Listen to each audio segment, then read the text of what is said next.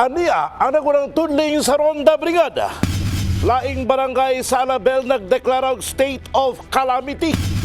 200 ka panimalay sa barangay Kinilis, Polomolok, apektado sa water shortage tungod sa El Nino.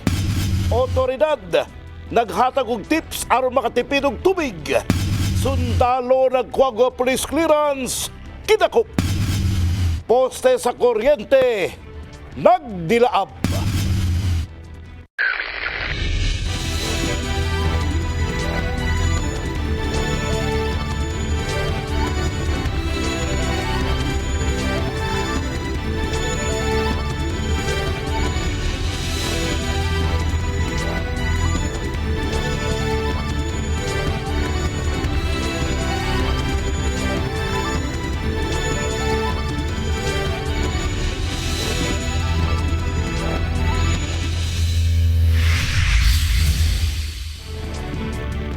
Sok Sergeant mayong hapon adlong Huwebes, Abril 4, 2024. Live, gikan din sa Brigada News Center. Kami ang inyong mga kabrigada nga maghatod kaninyong mga balita dili lamang sa Sok Sergeant. Ingon man sa managlaing rehiyon. Kiniya, Ronda Brigada!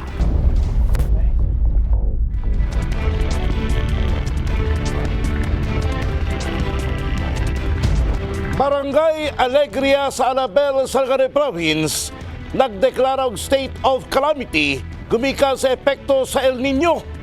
Ato ang tan-awon unsa na ba ang nahimong epekto sa ting-init sa pipila ka mag-uuma sa Alabel. Ibrigada mo. Vera Jason. Naaktuhan sa Brigada News Team ang ginahimo sa usa ka pamilya sa Purok Malaya, Barangay Alegria, Alabel, Sarangani Province nga nagakupras. Gipangunahan kini sa ilang padre de pamilya nga si Berting Tanggi. Malipay unta sila apan gikan sa 18,000 ka bunga sa normal nga harvest apan sa karon ana na lang sa 8,000 ka bunga ang na-harvest. Lubi kag saging mais, epekto yam sa init. Kay kung di ka ni epek ko kayo ni sir. Ang bunga nya tanaw ko kagmayo. Kay niya to tong pag-harvest na ko diri 18,000. Nya karon mo dagan na sa mga 8 lang. Samtang failure ang 2 ka hektaryang maisan ni Ramos Tio. Gumikan, panagsalang ang ulan, taman tuhod lang ang tubo sa iyang mais. Wala na sir, pikado na. Failure na gyud siya. Harvest mo abot og 100 kapin ana, paubos, pataas po na siya. Gamay ang 13,000 ani sir kay naa may palampas ana og pagpapugas. Samtang, gihimong alternatibo ni Boy Ali, 68 anyos, ang pagpanguling aron mabuhi ang iyang pamilya. Karon nakapidyo lang mais din na lang ko sa uling. Uling. Uling lang akong kuan. So ikapila na ni mga bangag ni? Ay, kadaghan na. Karaghan na. Oo. Gumikan sa sitwasyon sa mga mag-uma, 188 kanila ang natala sa barangay nga adunay damyo sa pananom. Mao nga nagdeklara og state of calamity ang sangguniang barangay sa Alegria. Nagkadaiyang agrikultura nga produkto nga naapektuhan gyud. In the heart of changing lives, kini si Brigada Verjason para sa Brigada News Jensen, Brigada News.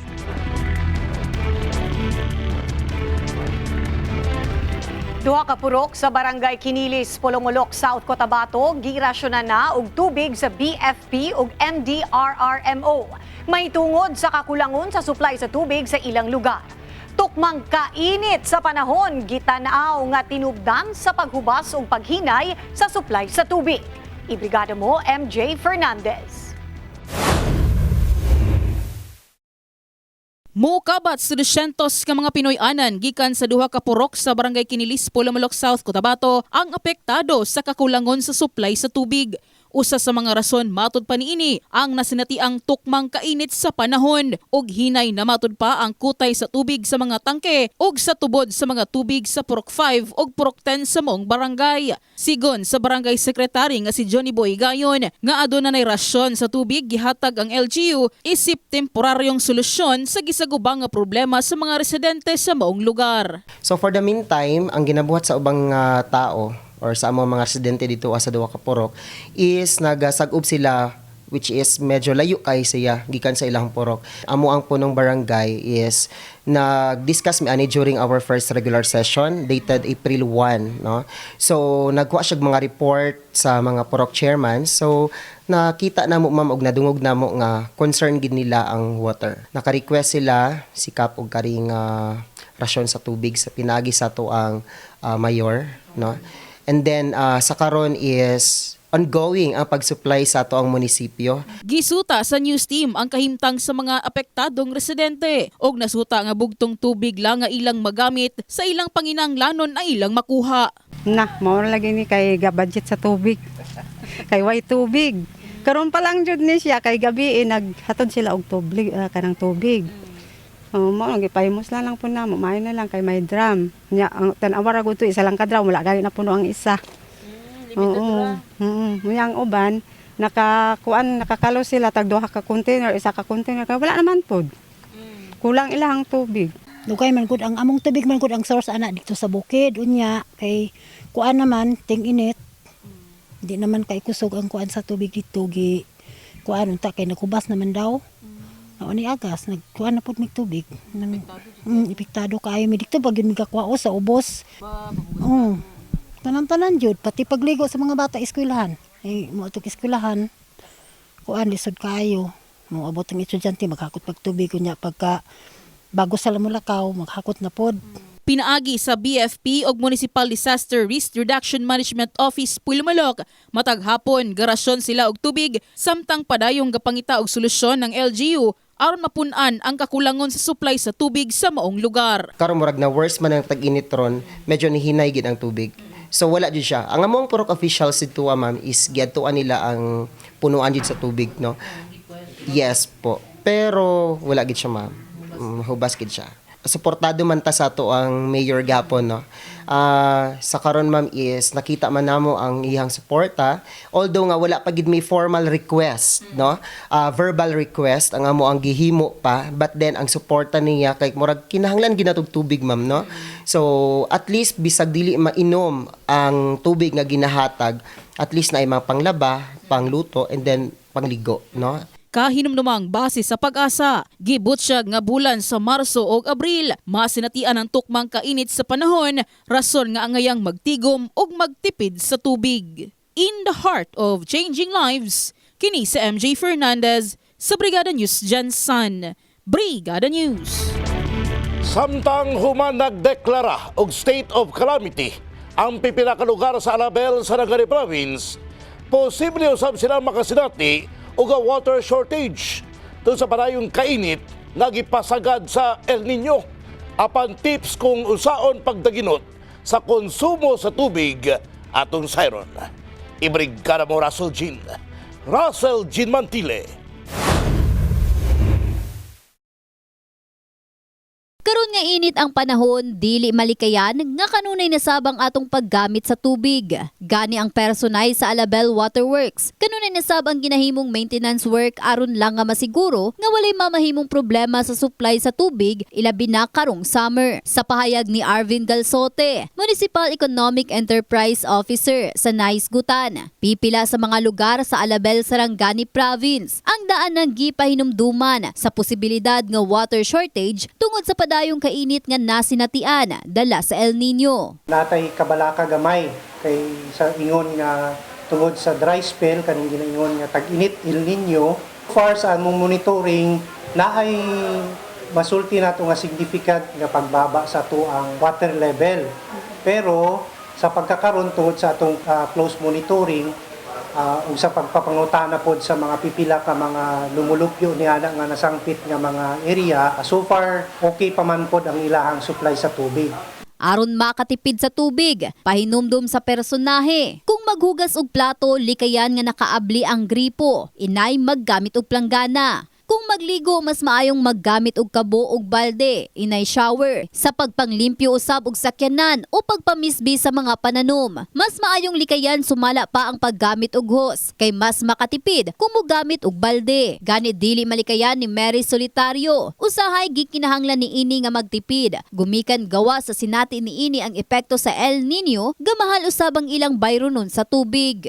Pumioy kay times 12 baya mi ang tubig namo diri ba kay commercial nya magwashing ko sa isa ka bulan kaduha lang. Mas maligo lang mi panglungag. Siyempre kay nakakunik mi dira sa car wash, kung daghan magwashing, wala pud mi tubig. Maulang na akong ginakuan usahay ba. Mag-car wash gud sila.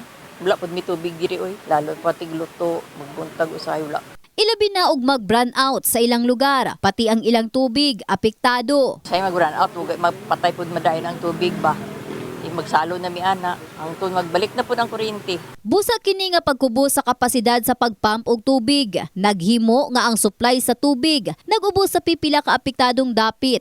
Lakip na ang Purok 8, Purok 8A, Purok Libertad ug uban pa. Sa maong kahimtang, matud ni Galzote, kinahanglanon konserbahon ang tubig aron may gamiton alang sa esensyal nga panginahanglan sa maong kritikal nga panahon. Supisyente paman ang ato ang supply sa tubig. Although dili nato masiguro tungod kay dili man gud nato makita ang nasa ilalom atong water level kana ang atong ginapangandaman kaning mga gina-report nga mga leakages ato dayon na siyang ginapatagaan og pagtagad kay dili gyud nato gusto nga masayang ang tubig. In the heart of changing lives, kini si Russell Jean Mantile sa Brigada News Jansan, Brigada News.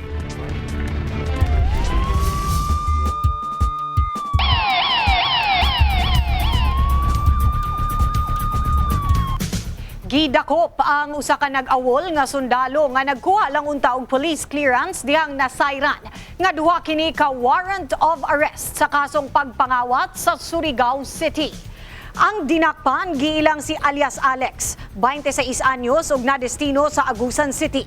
Miadto matud pa kini sa Jensan aron bisitahon ang iyang pamilya ug nasuta sa pagkuha ni ining police clearance nga aduna siya giatubang nga kaso nga migawa sa korte kaniadtong Enero 18 sa kasamtangang tuig. Sumala ni ini nadamay matud pa siya sa mga gipasakaan og kaso sa kanhing nagbantay sa usa ka mining area sa ilahang lugar nga ilahang gipulihan. Wala sab siya nagdaho nga aduna siya'y warrant gumikan igo lang matud pa kining nanarbaho sa lugar. Nagkinahanglan karon og 100,000 pesos nga piyansa ang nahisgutan na aron kini makagawas gikan sa pagkapreso.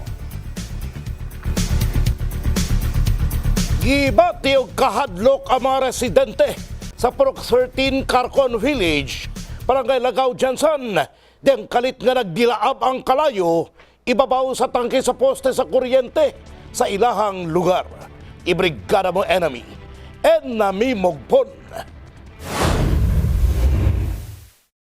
Nangalisang ang mga residente sa Purok 13 Carcon Village, Barangay Lagaw, Jansan, dihang kalit lang nga midilaab ang tangke sa poste sa kuryente. Nahitabo kini alas 8:30 sa gabi Abril 3 ug sa malapa ni Adelbert, kalit lang nga misiga ang kalayo sa maong poste nga anaa tapad sa ilahang gipuy-ang boarding house. Dali sab silang nanawag og bombero ug mga personay sa Socoteco 2 ug temporaryong giputol ang linya sa kuryente aron masuta ang hinungdan sa kalayo. Kalayo na sa diretso nga wala dili na sumapalong kay wala bi tubig, putlan bi tubig.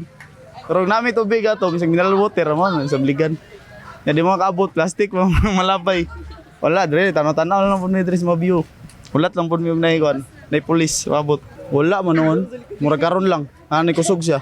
Ya mara man to, mamping lang gyud ana. Palayaras kalayo para di mo pasok. Samtang, gibati sabog kahadlok si Joyce Jill sa posibleng mahitabo nga sunog kung wala dayon na agapan ang kalayo. Nasayran nga daghang panimalay ang nahimutang sa lugar, butang nga gikabalakan sa mga residente.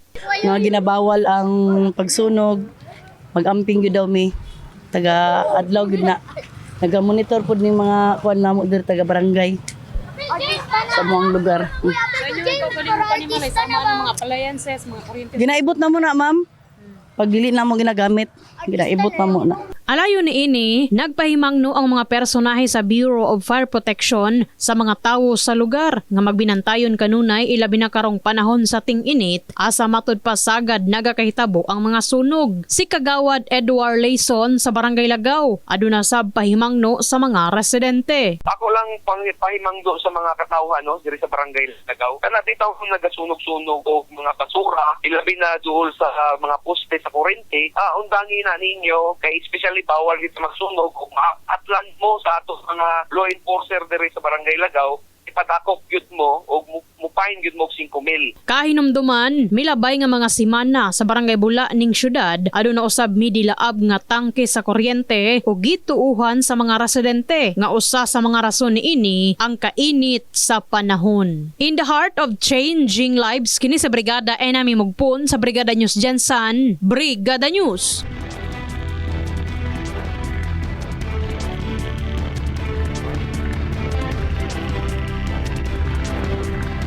At ang isa mong pagbalik, labaw sa kapulisan sa Region 12, gimando sa mga hepe ang pagpakatag umasdaghang pulis sa dalan. Kapulisan gibawalan mo gamit ang cellphone samtang on duty. Pagpatuma sa Clean Air Act, gisugyot pautan, batok airborne diseases. Talang-talang sa pagbalik sa ronda, Brigada!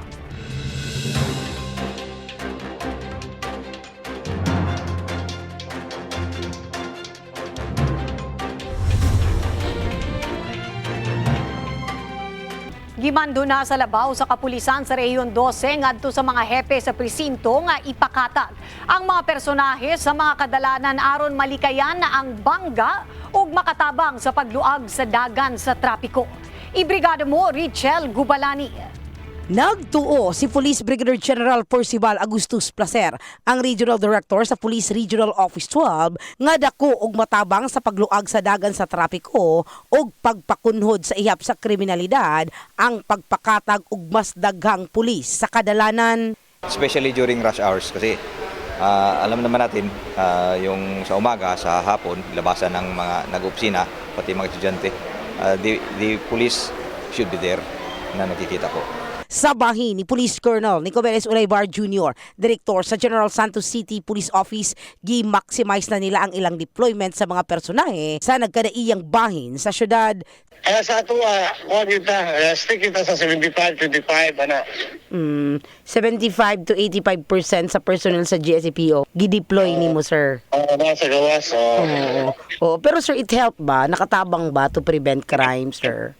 Okay, maamo yun na ideal para yun makita visibility, recess, makita yun sa katawan nga nasa gawas ang pulis. Ang gihimong lakang matud pa sa kapulisan ang aron makunhuran ang kriminalidad nga gakahitabo sa rehiyon sa Jensen karong tuiga. Natala ang gitawag nga mga street crimes sama sa pagpangawat o pagpanulis. In the heart of changing lives. Kini sa Brigada Richel Gubalani sa Brigada News Jensen. Brigada News.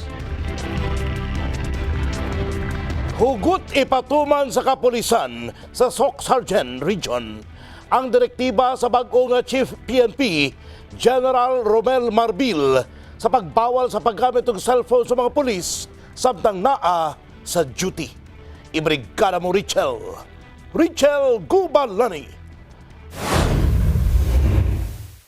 Dungan sa gipagulang direktiba sa bagong lingkod nga Chief PNP nga si General Romel Marbel, hugot ipatuman sa labaw sa Police Regional Office 12 ang direktiba sa mga sakop. Dapat, pag naki-informe tayo na sa duty, hindi tayo nagsiselfone, bawal pa rin manigarilyo.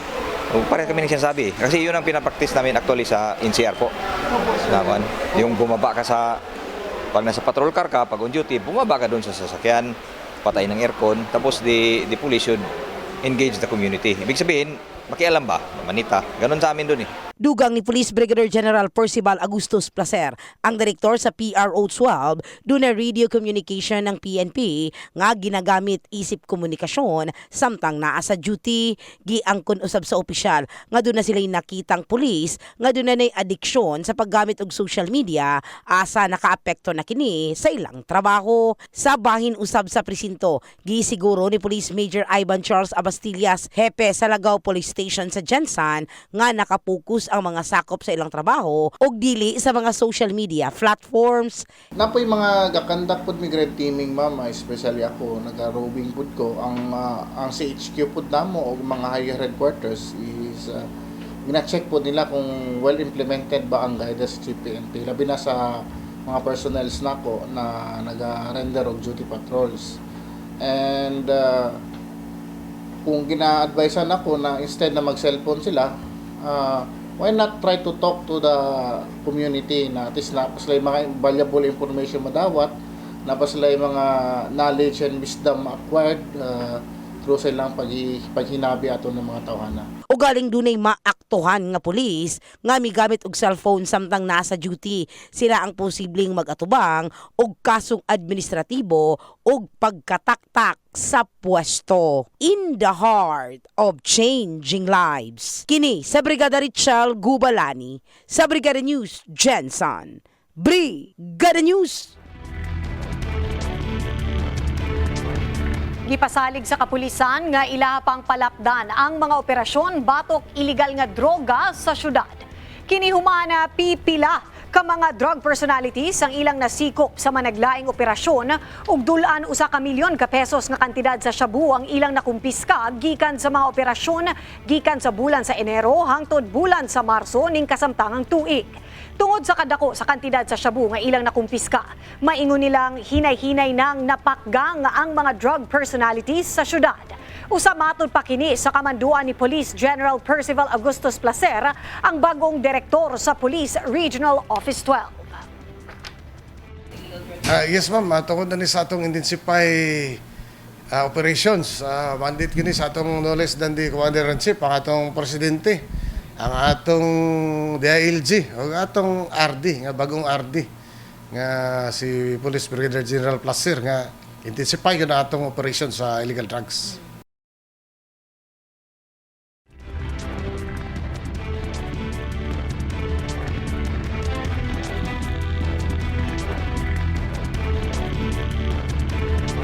Nanawagan ang mayor sa Polumolok, South Cotabato ngadto sa kapulisan nga pakusgan ang kampanya batok sa ginadiling droga nga walay mapatay ug galing musukol ang target. Sa obserbasyon ni Mayor Bernie Palencia, human sa Duterte administration, nibalik ang paghitak sa droga nga dili lang sa iyang lungsod apan sa tibok nasod. Sa Polumolok, mukabat sa kapin sa 150 ka kaso sa droga ang natala sa mong lungsod sa sulsaw sa katuig o gibarabaraang mukabat sa 6 hangtod sa 13 ka mga kaso sa matag bulan. Gipaklaro sa nasgutan nga ginatagan ini og dakumbili ang kinabuhi sa tao mo nga og mahimo walay kamatay nga may tabo sa pagpakusog sa kampanya batok sa ginadiling droga. Ako naman, kung itolerate nato ang patayan nga at any given time pag drugs related patay agad, so that is not my principle in my leadership. So that's why I i-maximize, intensify, give opportunity katong mga napariwara diha or na diha nga gamit og droga or way of living pinagi diha nga i-apply lagi po nato ang sa rule of law.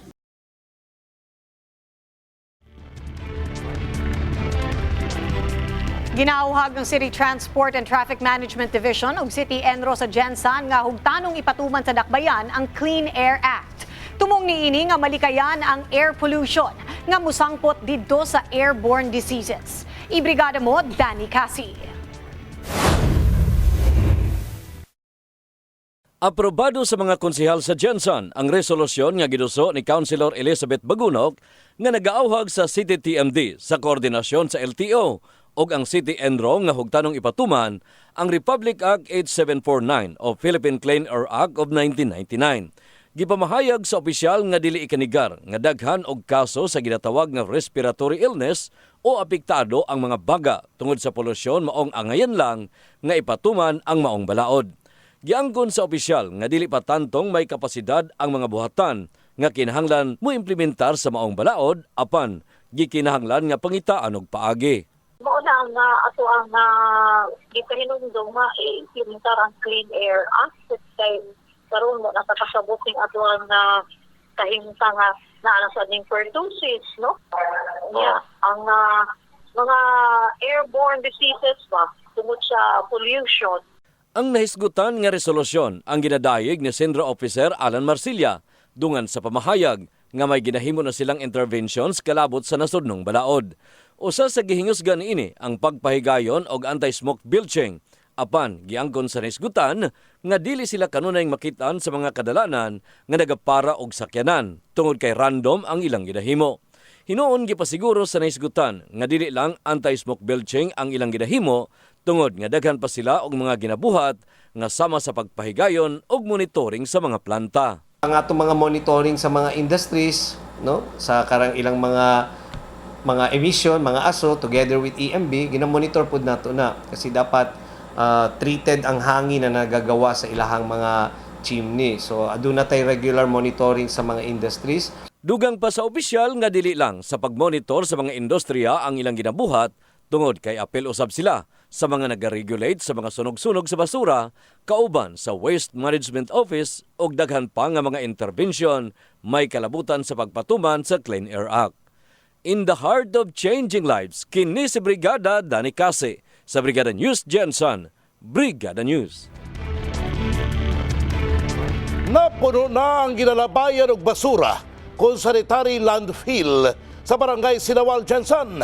Gani, tungod kay ang basura ang usa sa problema sa syudad, gobyerno naghahinog pondo alang sa pagpahimog Cell 2 ug pasilidad nga mo'y nakita nilang solusyon.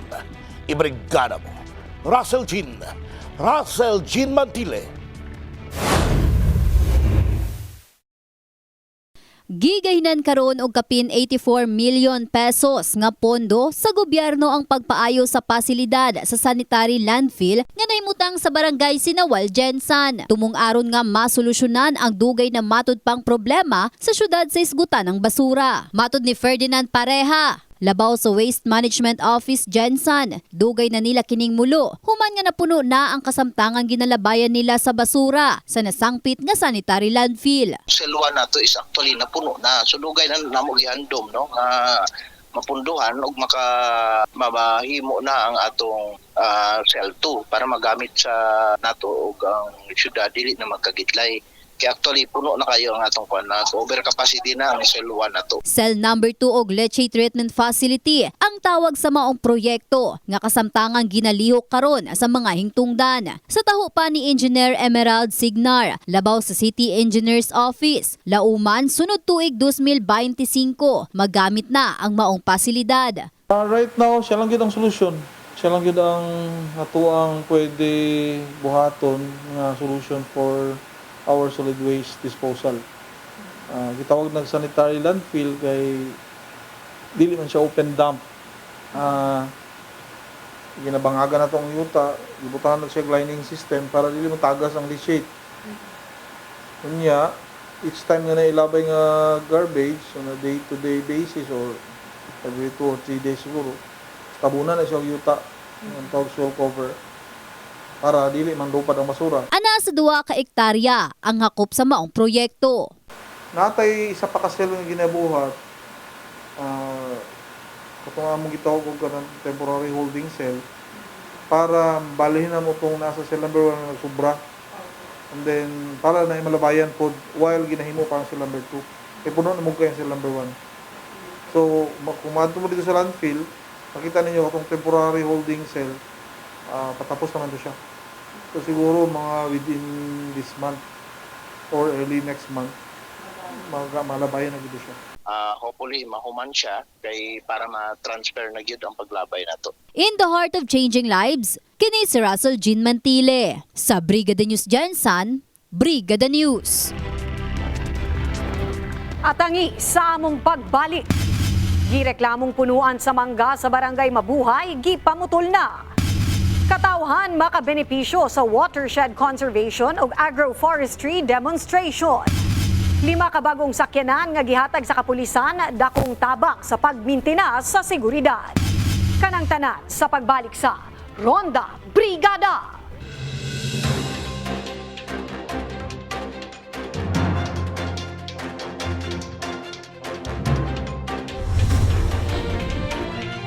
Nagpuyo sa usa ka kalye sa Habitat Phase A na balaka pag-ayo sa mga sanga sa dakong punuan sa mangga nga nakasablay sa linya sa kuryente. Nagreklamo kini tungod wala matud pa na aksyonan sa taga Socoteco 2 ang ilahang request. Ibrigada mo Ver Diazon. Unang adlaw sa bulan sa Abril sa kasamtangan nga tuig, nagpaabot sa ilang concern ang residente sa Habitat Phase A, Barangay Mabuhay. Pinagi sa chat message nga nagkanayon, bot nila nga ipabrigada ang Socoteco kay sugod tuig 2021, wala maaksyon ang ilang request nga ipaputol ang mga sanga sa dakong punuan sa mangga nga nakadikit sa mga wires. Giadtoan sa Brigada News Team ang lugar og nasuta nga tinuod ang impormasyon kabahin sa risgo nga posibleng mahitabo gumikan sa 25 anyos na nga mangga. 25 na katuig. Oo, kahing ano na gyud siya maayo, hingluwak na gyud siya sa amo tang patabtaban na din na kay amo ning ipaputol og kuan, manuhol mi para magputol Sa mangga? Oo, ang amo lang kuan kana lang sa may wire ba, may kurente ba kay mahadlok man ang maputol madisgrasya sila na dako ng problema pod. Ang chairman sa Purok nga si Roger Lagahit nagpaklaro nga sa unang request sa Tagbalay ang taga-barangay ang namutol sa sanga sa mangga. Apan sa karon wala na ang mga tigputol gikan sa barangay. Mga bisan siya na problema usab. I-advise sana ko nga kuha na to sa Socoteco kay kani siya daghan willing mo putol pero mahadlok lagi sila kaning open kurente.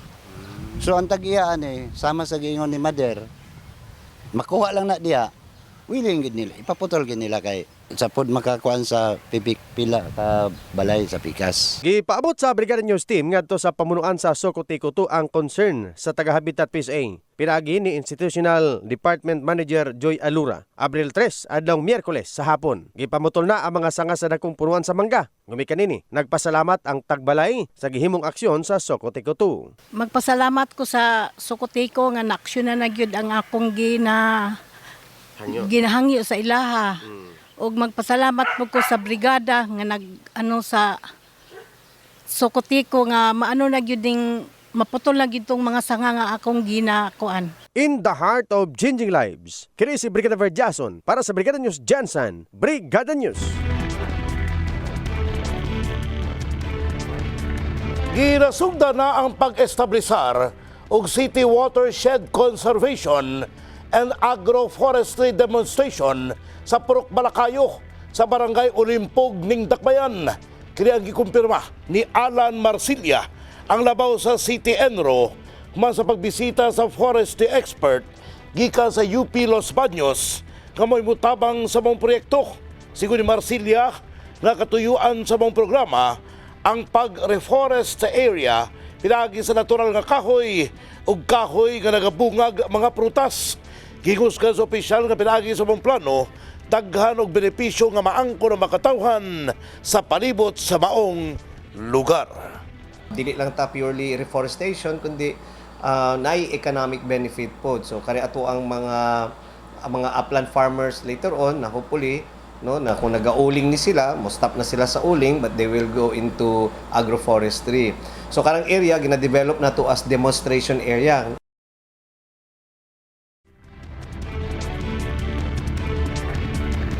5 kabagong patrol car na dawat sa buhatan sa General Santos City Police Office kagahapong adlaw gikan sa Local Government Unit, Gensan. Ang maong mga sakyanan dakong tabang sumala pa aron sa pagmintena sa peace and order sa syudad. Gawas sa dugay na nila kining ginahandom. Sa mensahe ni Police Colonel Nicomedes Olivar Jr., City Director sa GSCPO, lauman nga ang maong mga patrol car magamit og insakto sa matag police station sa syudad. Gawas pa ang mga pick-up truck nga ilang nadawat alang sa mga operasyon. Mensahe pa sa alkalde sa syudad nga pinaagi sa mga nahisgutan aduna sab sila'y magamit ug galing adunay mga aktibidad ng syudad sama sa Tuna Festival, Tuna Congress ug sa pagahimuong Soxergen Regional Athletic Association.